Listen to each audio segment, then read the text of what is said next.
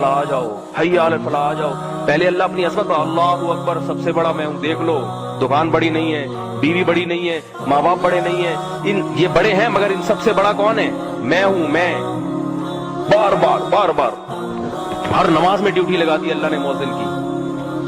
तो इसके बावजूद भी जब तुम नहीं आते थे तो अल्लाह फरमाते हैं हमें तुम पर इससे भी ज्यादा गुस्सा आता था जितना तुम्हें आज अपने ऊपर आ रहा है। समझ में आ रही बात? जुर्म तो सिर्फ एक नमाज छोड़ देने का है ना, लेकिन गजब किसको दिला रहे हो? खुदा को, जिसने बनाया खिलाया। ये नींद भी उसी ने दी जो खर्राटे लेके सो रहा है ना, और फजर में उठता था कहता मुझे बड़ी सख्त नींद आ रही है। तो ये नींद की नेमत किसने दी?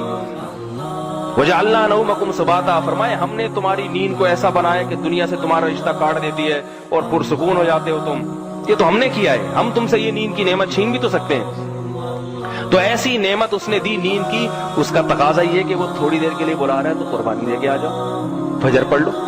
खवातीन सुबह बच्चों के स्कूल के लिए तो बड़ी मुतहर्रिक होती हैं, 4 बजे से उठ जाएंगी, फजर की नमाज में सोती रहती हैं, सोती रहती हैं, सोती रहती हैं। जो पक्की नमाजी हैं वो फिर आखिर में 2-3 मिनट पहले उठ के हुड़ा करके 2 फर्ज पढ़ लिया, नहीं पढ़े कज़ा हो गई।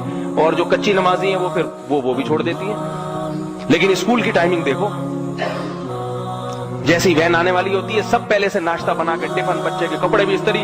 उसमें कोई ये नहीं कहता कि एक्चुअली रात को जरा देर हो गई थी सोने में। जब से बालिग हुए आजान सुनते चले आ रहे हैं, सुनते चले, अल्लाह मोहलत दे रहे हैं, अब तौबा कर लेगा। अगर 100 साल नमाज छोड़ दी, 101वें साल में ख्याल आया अल्लाह अब तक तो नहीं पड़ी, अब से शुरू करता हूं, अल्लाह के चल आज से कबूल कर दूंगा मैं, बस पिछली माफ कर दूंगा, फिर भी नहीं कर रहा, आज़म किया हुआ नमाजी बनना ही नहीं है, तो मेरे भाई अनुलज़िमुकुमुहा व अंतुम लहा कारिहून। अल्लाह फरमाते हैं फिर हम जबरदस्ती नहीं थोप सकते तुम्हारे सर पे। इसलिए मेरे भाई अपनी जान पर हम सबको रहम करना चाहिए।